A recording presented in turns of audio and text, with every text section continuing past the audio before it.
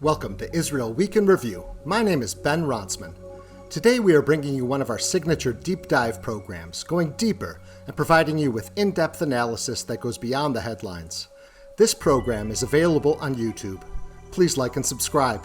This helps ensure that we can continue to provide you with intelligent analysis, exploring the history and dynamics shaping Israel and the Middle East. Israel Week in Review and our deep dives are also found in an audio format anywhere that quality podcasts can be found. You can also find us at IsraelWeekinReview.com. There you will find both audio and video, as well as additional materials that cannot be found elsewhere. At the end of this program, please listen to the messages from our sponsors.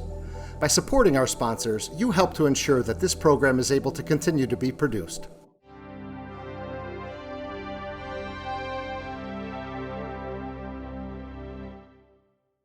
Israel recently concluded a major conflict with Palestinian Islamic Jihad militants in the Gaza Strip. The fighting lasted for a mere 3 days, from August 5th through the 7th. Let's break down the 5 most important takeaways from this conflict. First, a little background information is in order. This round of fighting was against a group known as the Palestinian Islamic Jihad. So who are they? Well, the Palestinian Islamic Jihad, I'm going to call them PIJ going forward, was founded in Gaza in 1981. It's a Sunni Muslim movement that, like Hamas, is an offshoot of the Muslim Brotherhood. However, unlike many other movements that stem from the Sunni Muslim Brotherhood, the PIJ was greatly influenced by the Islamic Revolutionary Government of Iran. Despite the fact that the Iranians are Shia, the successful overthrow of an established government with important ties to the West and the founding of a government based on Islamic principles inspired many Islamist movements, both Sunni and Shia. When the PIJ was founded soon after the 1979 Iranian Revolution, it began with a sense of admiration for that revolution. It was also seen as an instrument of Iran's revolutionary government, who funded the group from its outset. The funding of militant groups throughout the Middle East remains a fixture of Tehran's foreign policy today. The fighting was initially triggered by the arrest of the head of PIJ's West Bank operations, Bassem al-Sadi, in the Palestinian city of Jenin on August 1st. This happened while the leader of the PIJ, Jihad Ziad al-Nakhla, was visiting Tehran. Al-Nakhla met with much of the top leadership of the Iranian regime during his trip, including the supreme leader of Iran, Ali Khamenei. He was also a close confidant of Qasem Soleimani, the former leader of Iran's Quds Force, specializing in support for Iranian-supported proxy groups operating outside of Iran. Incidentally, Al-Quds is the Islamic name for Jerusalem. For the Hebrew speakers out there, Quds is a cognate word with Kodesh, holiness. It's a way of saying holy city.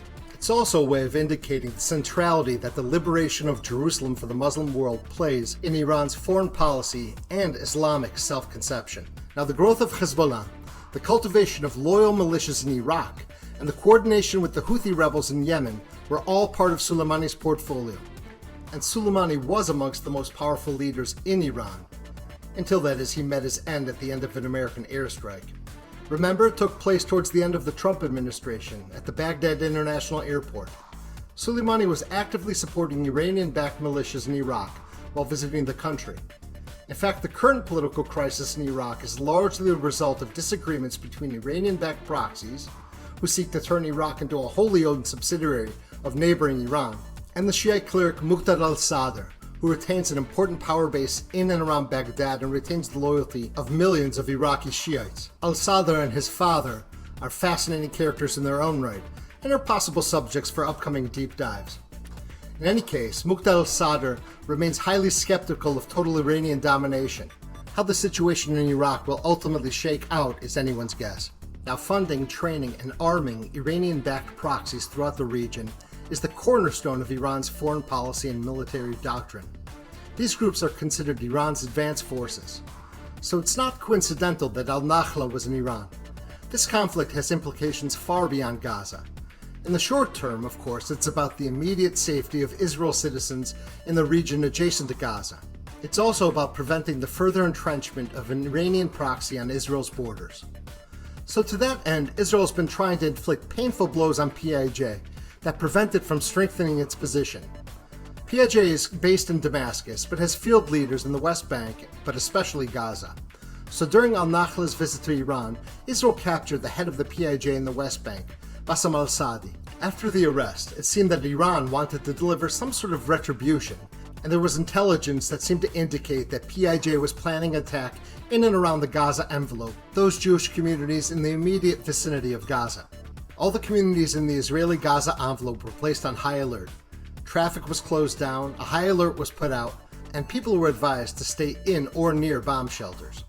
Life in Israel's south stayed like this for 5 days, and many Israelis in the region began to complain that it was an intolerable situation. Moreover, there was concern that acting Prime Minister Yair Lapid, with his limited military background, was not taking a proactive stance to remove the threat. This concern was later proved to be false. In the 5 days of lockdown in the south, Israel was actively planning Operation Breaking Dawn. As mentioned earlier, fighting commenced on August 5th and ended on August 7th. Now here are the 5 most important takeaways from this conflict. Takeaway number 1. Operation Breaking Dawn can only be classified as a major tactical success. Israel has seemed to have achieved all of its objectives in the fighting. Consider that the entire top leadership of the PIJ in the West Bank and Gaza was either captured or killed in the early days of August. So, on August 1st, al-Sadi, who headed PIJ operations in the West Bank, was arrested. A few short days later, when airstrikes commenced on August 5th, a man by the name of Taiser al-Jabri was killed. He was the Palestinian Islamic Jihad leader in the northern Gaza Strip. Interestingly, he was appointed to his role after his predecessor, Baha Abu al-Atta, was killed in an Israeli airstrike in 2019. He had been responsible for rocket strikes against the Israeli city of Sderot, Netivot, and other cities in and around the Gaza envelope. The IDF spokesman's unit was kind enough to provide video of the strike that killed al-Jabri.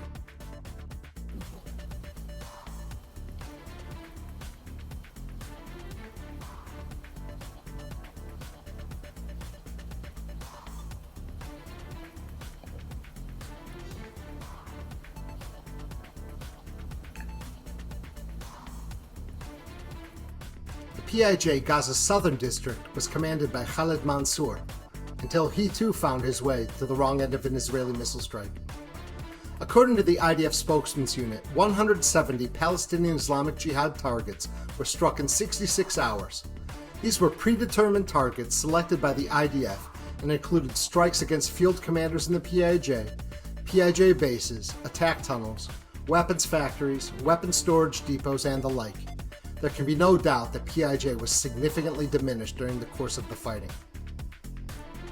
Takeaway number 2. Israel's global standing in the world has increased, and this is having real-world consequences. In the past, virtually any conflict of this scope would receive top billing in the media, usually in a highly unflattering light for Israel. However, this go-around things seem to be a bit different. Mainstream media coverage was so light that you almost could have missed it. It should be noted that on the first 2 days of the conflict, PIJ launched 449 rockets at Israeli cities. Fully 1/3 of these rockets fell short of their intended targets in Israel and landed in the Gaza Strip itself. Of the approximately 1,100 rockets launched by PIJ over the course of 3 days, it's estimated that 15% misfired and landed within the Gaza Strip. According to the IDF, the majority of the civilians killed in this conflict were actually killed by PIJ rockets, not the Israeli Defense Forces. Israel's targets were carefully predetermined through a great deal of intelligence work. Extreme care was taken to reduce civilian deaths. These were all military targets placed in a highly dense urban area. But what did Palestinian casualties actually look like? There were 49 Palestinians killed in the attacks in total. 13 of those dead were the militants themselves. 16 children were killed. According to Israeli reports and video evidence, 12 of those children were killed by misfired Palestinian rockets. The Israelis also contend that over half of the total civilian deaths were caused by the PIJ themselves. On the first day of the war, a PIJ missile misfired at a densely populated area in the northern Gaza Strip named Jabalia. 4 children were killed in that particular attack. The Palestinians brought reporters to the area and tried to leverage the deaths in a public relations campaign against Israel. Historically, these have been very successful. However, just as the first reports of this attack were aired, Israel released video evidence of the misfire as it flew into Jabalia. This video was released by the IDF.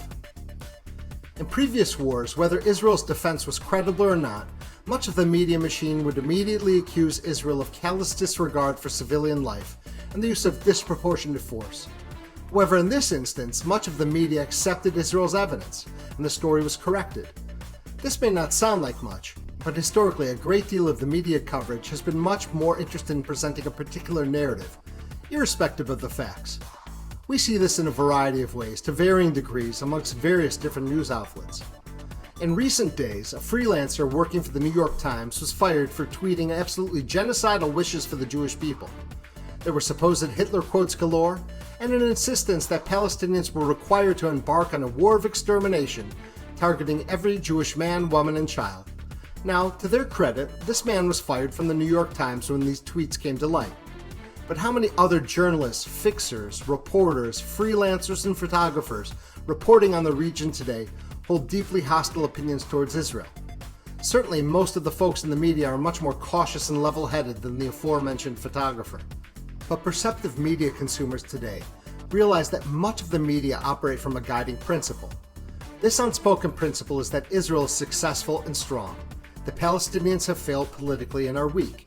Ipso facto, Israel is the guilty party because success and strength are the result of oppression.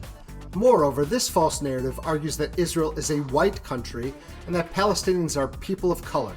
This is despite the fact that on the whole, it's pretty difficult and often impossible for outside observers unfamiliar with Hebrew or Arabic to determine who is Jewish and who is Arab.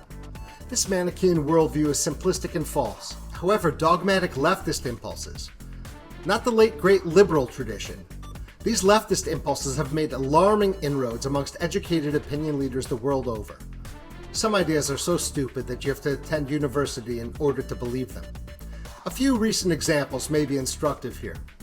In 2017, Swedish politician Lars Adaktusson claimed that when he was working as a reporter for Swedish broadcaster SVT during Israel's 2006 war against Hezbollah and Hamas on both fronts, he was based in Jerusalem incidentally, all staff were explicitly told to only report on Israeli attacks and to avoid speaking about Hezbollah rocket attacks against Israel. Journalistic ethics such as these are not in short supply these days. But the media response during this conflict did not fall into the historical pattern. By and large, the major media outlets actually accepted Israel's evidence and did not run with the false story. This is in large part due to the effectiveness of Israel's media response and the extraordinary video evidence presented by Israel. But there's more to it than that. No, this time around, one could see that Israel's alliances with the Arab countries of the region have made a difference. Remember, those powers also fear various Iranian-supported militant groups who continue to operate against them as well. Criticism against Israel was generally muted by all the governments in the region, aside from Turkey, Syria, and Iran. But Israel's budding new Arab allies did much more than just mute their criticism. Egypt and Qatar actively intervened to keep Hamas out of the fighting. Egypt also brokered the ceasefire ending the conflict. Things are genuinely changing in the region, and Israel has grown in stature and influence. Takeaway number 3. Israel's Iron Dome missile defense system has changed the military calculus completely. According to the Israel Army Spokesman's Unit, the system performed with a remarkable 97% effectiveness rating. Despite 1,100 rockets being launched at highly dense population centers in Israel, there were 0 deaths on the Israeli side. Of course, one should not minimize the plight of families in the south sleeping in bomb shelters, or the air raid sirens that sent people in Tel Aviv and Jerusalem scrambling for shelter. But the fact remains that no Israelis were killed. The decades-long strategy for assembling massive missile arsenals on Israel's borders in Lebanon, Syria, and Gaza has been checked. And Israel also tested its cutting-edge Iron Beam anti-missile system in this conflict. By all accounts, the results were excellent, and it is projected that this additional layer of laser defense will be operational in 2023.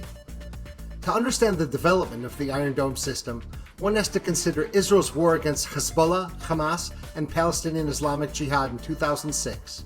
That war exposed tremendous vulnerabilities for Israel. During that conflict, 1,247 missiles landed in Israel, causing death, damage, and the shutting down of the country for weeks on end. The Iranian strategy was to amass these massive missile arsenals on Israel's borders and to bring the country to its knees from massive missile barrages that Israel could not counter. Remember, there was no Iron Dome missile defense system at this time. This rocket fire required a ground invasion of Lebanon in order to destroy the missile launching sites. This conflict was widely panned by Israelis, and there were widespread reports of logistical and communications breakdowns. In addition to the death of 121 soldiers and the wounding of 1,244 more, 46 civilians on the Israeli side were killed and 1,384 were wounded. These sobering figures do not take into account the enormous damage to apartment buildings, businesses, and other infrastructure. The Iranian noose around Israel seemed to be tightening.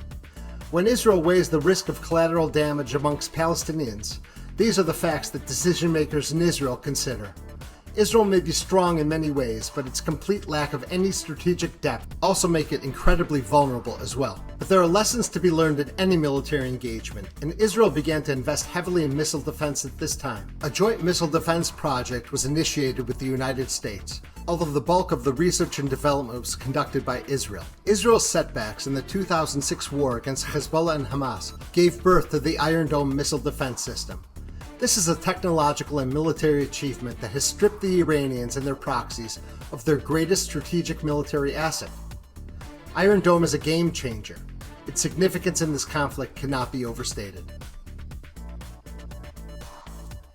Takeaway number 4. Hamas did not enter the conflict in support of the Palestinian Islamic Jihad.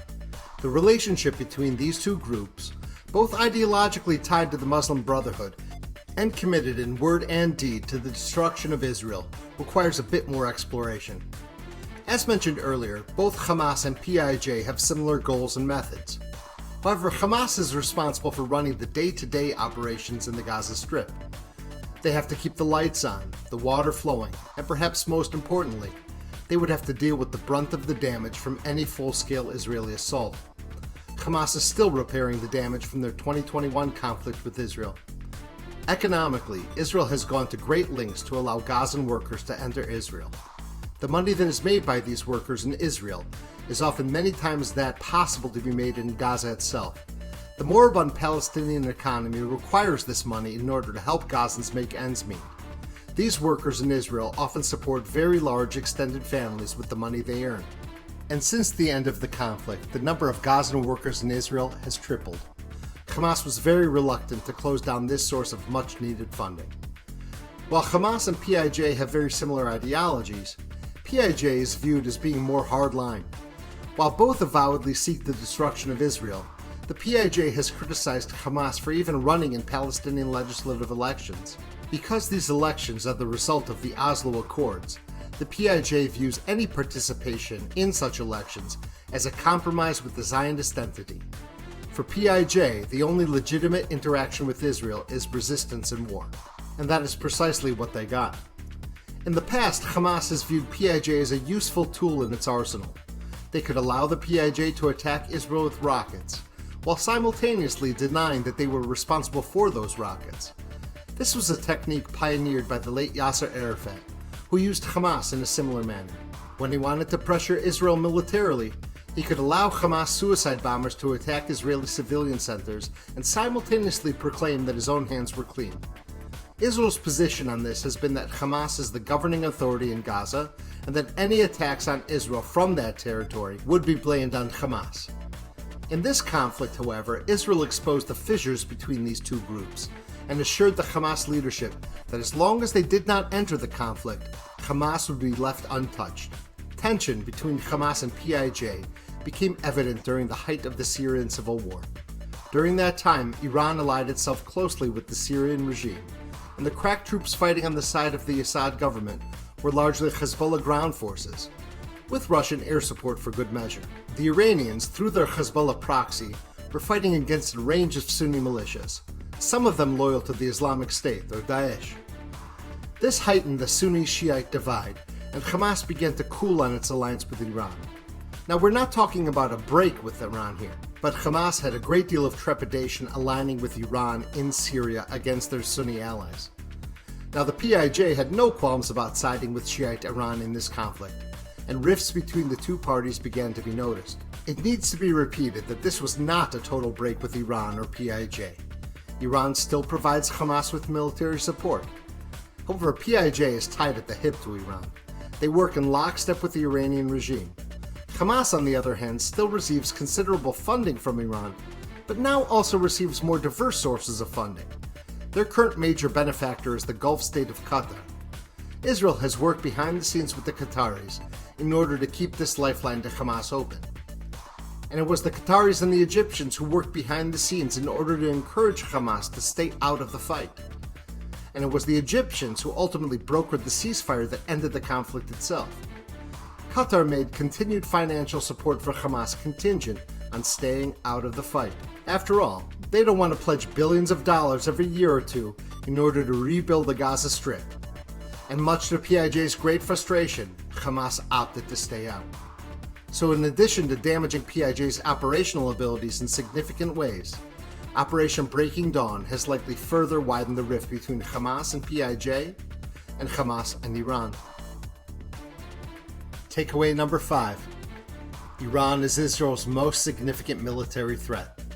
This conflict cannot be discussed without placing it in the context of the broader conflict involving Iran, Israel, and Israel's allies in the Gulf.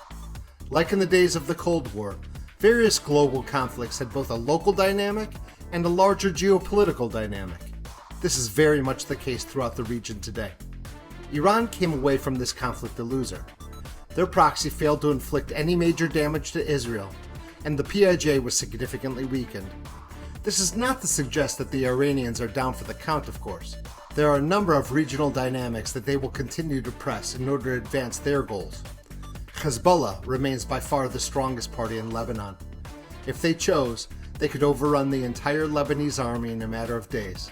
But they don't want to do this. Now they can operate as an independent military group and don't have the responsibility for running a state. A notoriously multi-confessional and divided state at that. Hezbollah is currently trying to scuttle talks between Israel and Lebanon over rights to natural gas fields in the Mediterranean. Natural gas revenues would be a much-needed lifeline for the long-suffering people of Lebanon. But it seems that despite the wishes of most of the population, Iran will not allow Lebanon to engage in any recognition of Israel whatsoever, even indirectly. There's rumbling in Lebanon from many non-Shiites who feel that Hezbollah places a higher premium on hurting the Zionist entity rather than helping their fellow Lebanese. The situation there remains tense. Now for Iraq. Iraq is a multi-ethnic and multi-confessional country with a Shiite majority. There, Shiite forces allied with Iran are in conflict with those of Shiite cleric Muqtada al-Sadr, who is suspicious of Iran's attempts to take over the country. The situation there is highly unstable as well. The Houthi rebels in Yemen are funded by Iran as well. That war has been an absolute humanitarian disaster. Upwards of 150,000 people have died. The Iranians have also used Yemeni territory to attack Saudi Arabia and its oil infrastructure. There again, they have credited Houthis with these highly sophisticated drone attacks. But anyone familiar with the ragtag Houthi movement understands that those attacks eclipse the Houthis' operational capabilities. Iran has been directly attacking Saudi Arabia. Both sides understand this, but neither wants to admit it openly. There's talk that the conflict there may settle into something of a détente in the fall. This remains to be seen. And Syria is the scene of some of Israel's greatest concerns. The Iranians have been attempting to entrench Hezbollah units and bases along the Syrian-Israeli border, opening up yet another front. Israel has engaged in over 100 aerial campaigns to prevent the importation of Iranian weapons, especially guided missile systems. And the Iranians have felt the pinch. They've largely ceased using the Damascus airport to unload military hardware, troop reinforcements, and military advisors. They're now primarily using the airport in Aleppo in the north because of Israeli threats. But the Russians may be the spoiler on the Syrian-Iranian front. Vladimir Putin has recently visited Iran, where he spoke with all the top leadership. They literally rolled out the red carpet for him. Since the Ukrainian war, relations between Israel and Russia have deteriorated, while Putin recently declared that Iran was Russia's most significant bilateral relationship. The Russians currently have air supremacy over Syria, where they have worked in tandem with Hezbollah ground troops. It's only because of Iran and Russia that the Assad regime was able to survive the punishing civil war at all. Israel had entered into something called a deconfliction protocol with the Russians, where Israeli security concerns were taken into account. As long as Israel alerted the Russian Air Force, it was able to attack Iranian targets in the country that it saw as threatening. Once again, the primary concern was the importation of guided missile systems. But the days of Russian-Israeli cooperation with the deconfliction protocols are seemingly coming to an end. Russia has decided to procure massive numbers of Iranian drones, and Russian soldiers are currently training in Iran on these technologies as we speak. In a reversal of roles for the world's second largest weapons exporter, Iran provides Russia with weaponry today and has enthusiastically supported its war in Ukraine. Israel, on the other hand, is a staunch American ally. While it is not currently supporting Ukraine militarily, it has condemned Russia's invasion. Acting Prime Minister Yair Lapid has been particularly vocal in this criticism. This presents an ongoing problem for the future. And all of this must be considered in light of Iran's continued progress towards the acquisition of nuclear weapons. The negotiations for a renewed Iran deal are continuing apace. And Iran has already admitted that it has stepped up centrifuges with the capacity to create fissile material necessary for the construction of an Iranian nuclear weapon. This is, of course, Israel's nightmare scenario. It is also a nightmare scenario for much of the world, especially much of the Arab world. Even if Iran does not launch nuclear weapons against its enemies, and Israel and the US are on the top of that enemy list, consider the implications of a nuclear Iran. A fear of nuclear reprisal would embolden Iran's many regional proxies. Nuclear saber-rattling would embolden those proxies and limit military responses considerably. With these ultimate weapons at their disposal, these proxies would be able to act with impunity underneath a nuclear umbrella. As far as I can gather, the only silver lining to the very dark Iranian cloud has been the budding alliance between Israel and the Arab countries of the Gulf. Thank you for your support of Israel Week in Review. We hope you enjoyed this deep dive. Here you can gain valuable insight into the events shaping Israel, the Middle East, and the broader world. We would appreciate it if you would give consideration to the support of our sponsors. Their support makes this program possible. This program is supported by Cleveland Jewish Funerals. Cleveland Jewish Funerals is the only Jewish-owned and operated Jewish funeral home in Cleveland. They're not owned by a publicly traded company listed on the New York Stock Exchange. Rather, they're an independently owned Jewish business committed to the mitzvah of kfura, Jewish burial with dignity. Cleveland Jewish Funerals works with all segments of the Jewish community, including the Orthodox, Conservative, Reform, and the unaffiliated. In addition to my work here at Israel Week in Review, I'm also a pre-planning specialist for Cleveland Jewish Funerals. Pre-planning is a tremendous act of chesed, loving kindness, for your surviving family members. Don't saddle your family with the difficulty and stress of planning a funeral on the worst day of their lives. Pre-planning allows families to properly grieve their loved ones. Please remember that pre-planning is a remarkable gift for your family. Relieve their burden on the worst day of their lives. Avoid emotional overspending. Lock in prices during this time of runaway inflation, and plan a funeral that aligns with your faith and values. Remember that Cleveland Jewish Funerals works with all segments of the Jewish community. To learn more about pre-planning, contact me, Ben Ronsman, at 833-216-PLAN or 833-216-7526. See how affordable pre-planning options can be and prepare for one of the few things in life that are truly unavoidable.